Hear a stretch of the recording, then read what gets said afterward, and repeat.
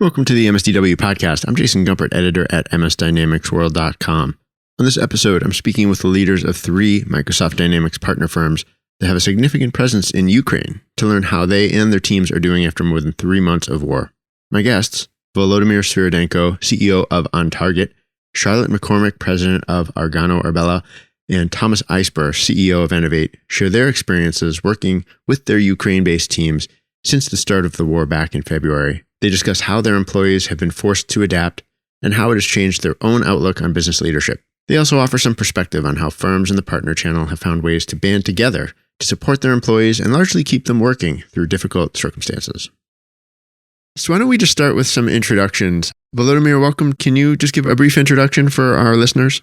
Yes, sure. I believe that we can do the quick intro for each of us for ourselves. My name is Volodomyr Svyrydenk. I'm a CEO of OntargIT company. We are a Microsoft Dynamics partner. We are focused on Dynamics 365 and Power Platform. We deal with for 12 years as a company and way more years as individuals. And on the February 24th, because we are based in Ukraine, on the February 24th, our country was attacked. And it dramatically affected the country, the world, and the business. So that's the quick intro. All right, excellent. Well, thank you for being here. I look forward to this conversation with you. And Charlotte, hey, welcome to the podcast. Thanks for being here as well. Thanks. Hi, everybody. I'm Charlotte McCormick from ArganoArbela. We, similar to Volodomyr, we're a Microsoft Dynamics 365 and Power Platform consulting firm that's part of a wider company called Argano. And we provide consulting services through digital transformation to our clients. We've been in business for 15 plus years, and I am based in Atlanta, Georgia, and we've got about 20 consultants in Ukraine. All right. Thanks for being here. And hi, Thomas. Welcome.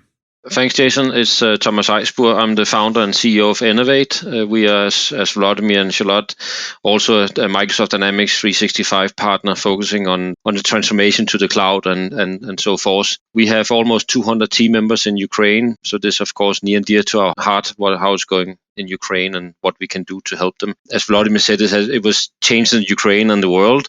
And we can also see a big change in us in US, how that has a big effect on us as human being as well. All right. Well, thank you all again for being here. And I wanted to hopefully start by talking about the current state of things. So I think for a lot of our listeners, if you're on LinkedIn, I mean, obviously, if you just follow the world news, you know about the war in Ukraine, you know about, to some extent, I suppose, the terrible impact it has had on people, on the country in just so many ways. But it's now been several months of this ongoing war and something that continues to change in various ways. You all have it has a direct impact in various ways on your lives, your companies, your employees. So I was hoping we could start by talking about what's the current state as you see it. What are you seeing in terms of your firm, your teams, and get your impressions in that way. Volodomyr, could you maybe give us more about that? Yeah, sure. I can get it started. Since most of our people are located in Ukraine, so we know what was happening from the very beginning and every single day. Myself, I live in Seattle, but like today I'm in Ukraine with my team. I'm not going to focus on the news, like on the things that you can read on internet or like on different podcasts, but rather on how that affected the way we work and our contracts, our ability to execute our contractual obligations, on the way people work. Luckily, I would never think that I would say in this way. Luckily, because we had this dry run with the COVID, we were well prepared for the remote work. And all this digital transformation, the change that we bring and offer to our customers, we had to use it to the full extent for our own, and we are ready to do this. Second thing, that's the safety for people that we read through the news and we expected something to happen. None of us really expected that the war of that scale would get started in Ukraine. And what we had to do and what we could do to react on this very unexpected event, we helped our people to move to relatively safe places, to the safe areas in Ukraine, mainly in the western part of Ukraine. Some of the people left Ukraine and currently are in other way more safe European countries. But despite the war, the infrastructure in those areas I'm referring to is operational. Internet is here, everything is here. Yeah, sometimes you can hear sirens and you need to get to hide yourself from the potential missiles or bombing, but still we managed to do the work, and we actually keep working, like despite of the war. Let's keep it with this. It's an incredible thing to think about, adapting in those ways with both the dangers and just the disruptions for people who have left or moved. Charlotte, can you share any other perspective of what you see happening now? Yeah, absolutely. I think to Volodymyr's point, for me, being on the outside, and there's not much you can do. Of course, we're helping in every way we can. But just the level of strength and resiliency that our Ukraine team has shown is out of this world. I mean, can you imagine being bombed and still showing up to work every day? It's insane how the strength that they show. And that was probably a big surprise for me personally and for us as a team. Let's see. From a current state, similar to Volodomyr, we had folks who left the country and, of course, reestablished themselves temporarily across all of Europe, and are able to work, which is incredible. Similar, we had COVID protocols. Most of our team are a remote workforce anyway, so that was fairly easy to the work part is the easy part. The hard part is getting out of a country where you're at war. And for us, that was, I would say, probably just a humbling experience. Everybody wants to help in any way that they can, but it's just not that easy, right? So you do everything you can. You try and provide them with information around border crossings and help them through the ways to get those who want out, and to get those who, of course, are staying in the country and supporting their country, keeping them in. So current state of things, going back to that was probably the beginning of the war. And now things have settled in is probably not the right word, because of course you're still at war, but it's now a little bit different, right? While everyone's working, we've had to think about the people in Ukraine a little bit differently, and empathy has taken over a bit more, right? Because I think, Volodymyr, you even said this at one point early on, weekends, there are no weekends. And while you can chuckle at that statement, it's very true. Even if our team in Ukraine is working during the days, they're helping their country and they're helping their fellow people. On the evenings, they're helping them on the weekends. And, weekend just doesn't really exist anymore. It's been quite a moving lesson that we've learned here. And I would say empathy has had to really take forefront right now with working with our team in Ukraine, if that offers a little bit more perspective. Yeah, thank you. And Thomas, maybe I could ask you to expand a little bit on that theme of your perspective in terms of shaping your role as a leader of the organization, and feel free to add to the sort of the state of things, but assuming that some of the same issues with relocating with workers are maybe similar, add to that with some of that perspective on leading in this very difficult situation, maybe some of the things that you wouldn't have expected to be called upon to do as running a partner organization. Yeah, so from a leader, I thought COVID was complicated to lead through, but you can multiply this, but with a lot, because this is extremely complicated. And when I started the business and became a CEO, I never thought that PTSD and moving families and war would be a part of my vocabulary. So of course, it's changed quite a lot. And it's, as Charlotte is saying, it's empathy. It's just a completely different way of looking at things, but also a reminder that this is all about people. So I agree with Jason and Charlotte. What Volodomyr and Charlotte is saying. What has been beautiful to see is how us Dynamics competitors in the Ukrainian market has come together and helping each other out. When we have team members or families of team members that want to cross the border, we have, Charlotte and her team is on the other side of the Romanian border to help out, and then we are down in Bucharest helping out. So that has been beautiful to see. What we are seeing in current state of things is that most of our team members are working. We do have some team members that just can't work, that they're mentally not prepared and ready to work, and we are providing all the care we can, because this has been super stressful. And then what we have to really be careful about is why people would like to work, because it gives them a sense of normality. it's kind of distracting them from what's going on. We also have to make sure it's not a denial for what's going on. So we have psychologists helping out and so forth. So we're trying to figure out if there's anyone that had something that looks like PTSD or gonna break down, because that's our responsibility is to call that out. And then we have seen a big change the last months or so, that many are sending their families abroad. The men of Ukraine can't leave Ukraine, and therefore they're sending their wives and kids across the border. We have seen more and more of that because it's so stressful for the kids and the families. So that's what we have seen. So otherwise, it's kind of the daily life is people are working and it's going okay. And then of course there's a lot of crisis that we need to be careful is not turning into a disaster. What kind of needs do people have right now that you're seeing, and what kind of support are you getting? Thomas, you just mentioned, support between partner organizations. I'd be interested to hear more about that, or any other support that you're seeing from customers, from other parts of the channel that maybe people wouldn't have expected. I've been amazed how many of our competitors around the world has been reaching out to all of us to offer help in terms of, temporary help if we need some work we can't get done. And people have offered up their houses around the world to, if people are fleeing the country, so they have a place to stay. And I've heard from people I haven't talked to for 10, 15 years. And that's been beautiful to see how the world have come together. So everybody knows that people out there to help the Ukrainian people. And that's, that's just amazing to see. And then from a community, as you said, how does that work? We were 7 Dynamics partners, which are the largest partners in Ukraine, but all kind of smaller businesses. We're not Microsoft in size and capacity and so forth.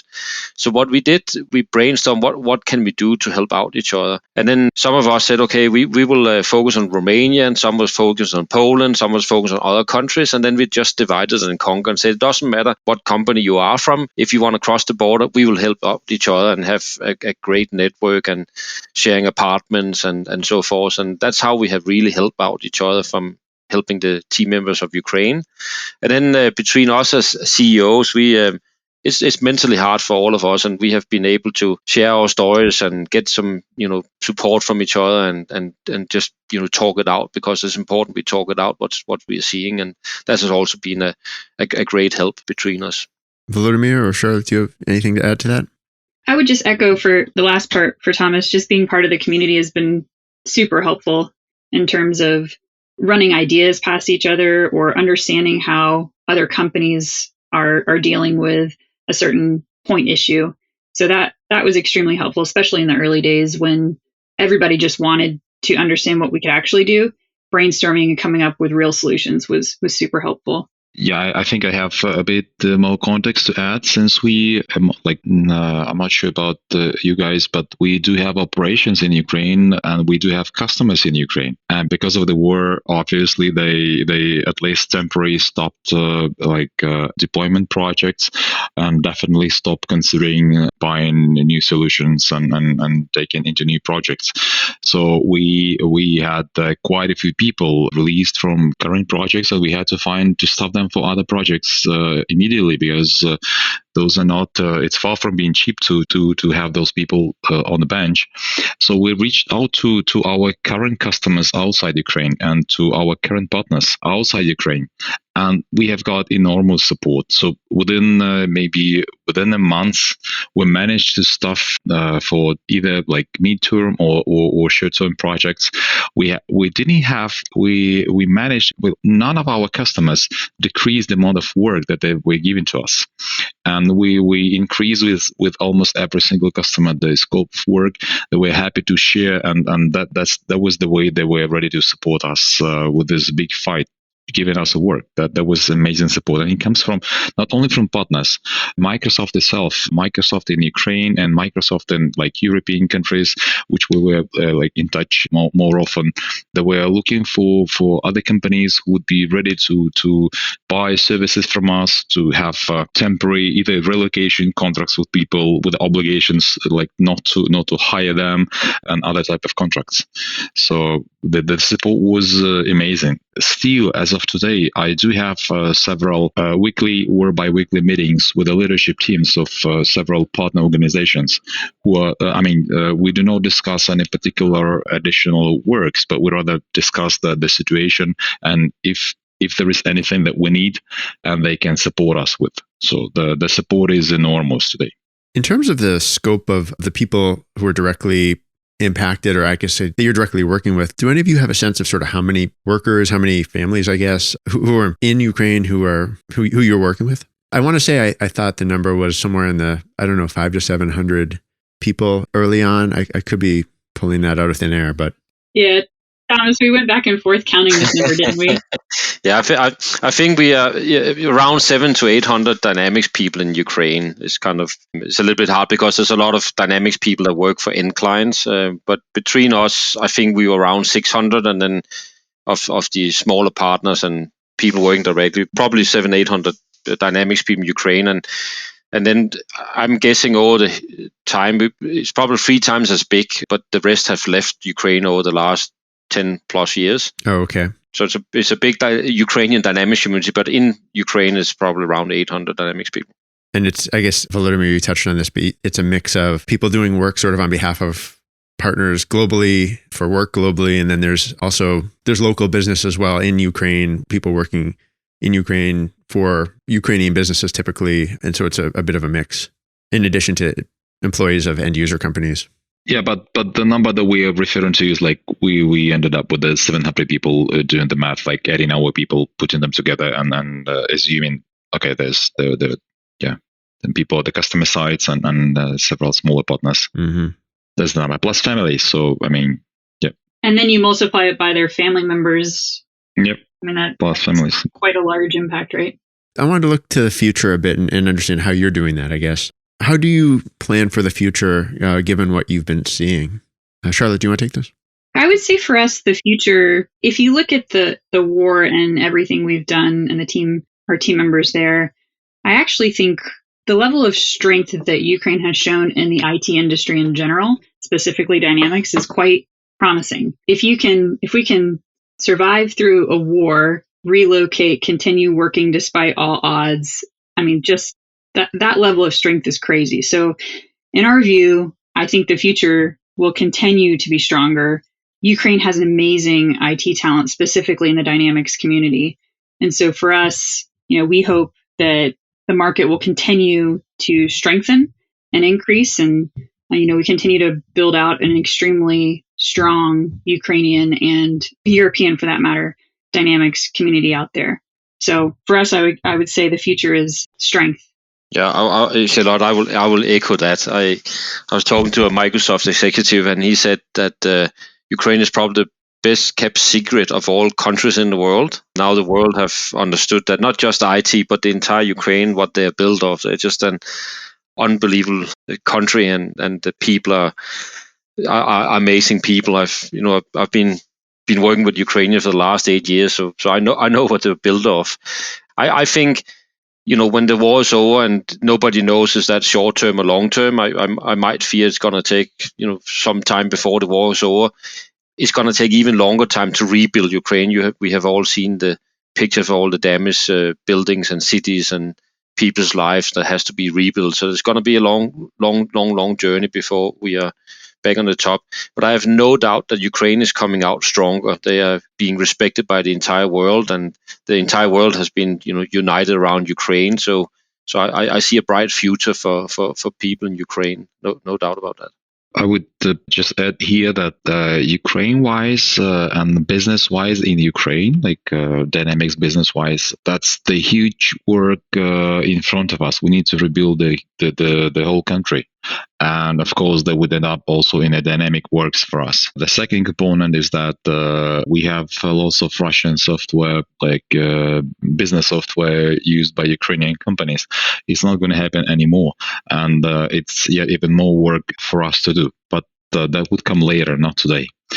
And the second comment on my side is that I have a feeling that because it's far from being only Ukraine, that the whole world is affected, and then some of the large scale deployments, they're being postponed, so which from my understanding, would result in much more increased demand. And as soon as we have a more clear situation when the war would be over, and that would not grow into a larger scale thing than it is today. For the world, like festival for the world. So we should expect even more work, even higher number of dynamics projects in the world, and we would be ready to jump into this. In terms of community support, what would you ask of people listening to this in terms of how to support the people of Ukraine, the people impacted by the war? Charlotte, maybe throw this one to you. Sure. I think our ask would be twofold. One is use your network and voice yourself to stand up for what's right. We've got quite a few messages out there on LinkedIn and otherwise, and what we're looking for is people to use their networks to share our story. And specifically, the second ask is if you've got the ability to donate, we've created a consortium fundraiser on GoFundMe to support the Dynamics community in Ukraine. Volodomyr, anything you would add? Yes, sure. I just referred to that to the site where you can find more information about this joint efforts and support Dynamics community in Ukraine. It's dynamicsukraine.org. You can find some videos and you can find a button donate and please go ahead and donate. And also we would be happy to find ambassadors among you, those who would be willing to reach out to any of us and to know a bit more of what is happening in more details and spread this information and spread this ask this request through your network, through your tribe. I don't know if you're a biker or if you are specific, have access to the different specific network and you would like to ask them for the support for the Dynamics people in Ukraine. We would be greatly appreciate this effort from you. All right, certainly. And we'll put some links to a couple of the resources that were mentioned there for sure. And Thomas, anything you would add in terms of support? You mentioned talking to other executives. Is there anything else that people are really looking for right now, or maybe even that your employees are looking for? Yeah, so I actually have, so I've seen many companies making different blog posts about they want to hire Ukrainian people. And which is of course great. The one thing that I will warn those companies about: don't try to take the Ukrainian away from Ukraine, because what Ukraine need the most is the smart people staying in Ukraine after the war and help rebuilding. So if the world start taking out all the smart engineers and IT people and executives away from Ukraine and offer them, a new life in a new country, that's actually gonna, probably ruin or hurt Ukraine long term, because they need those people. So I'm urging people to support Ukraine, but let them stay in Ukraine so we all can help rebuilding Ukraine, because we need all the smart people that is. So that's one of the things that I will say. And then of course echo Volodomyr and Charlotte to please help donate to our fund so we can rebuild the Dynamics community. Thanks to all three of you. I really appreciate getting the chance to hear from you and hear your perspective on and get sort of the latest update on what you're seeing today and what's going on. So thanks again. Thank you, Jason. Thank you, guys. Yeah, thank you for having us. Thanks, Jason, for hosting us. This has been another episode of the MSDW podcast. My thanks once again to Charlotte, Thomas, and Volodomyr for joining me today. As my guest mentioned, if you want to donate to support the Ukrainian Dynamics community, visit dynamicsukraine.org. And that's it for this episode. If you want to get in touch with me, you can reach me by email jgumpert@msdynamicsworld.com. For all of our updates, please follow us on LinkedIn or on Twitter. And until next time, this is MS Dynamics World, signing off.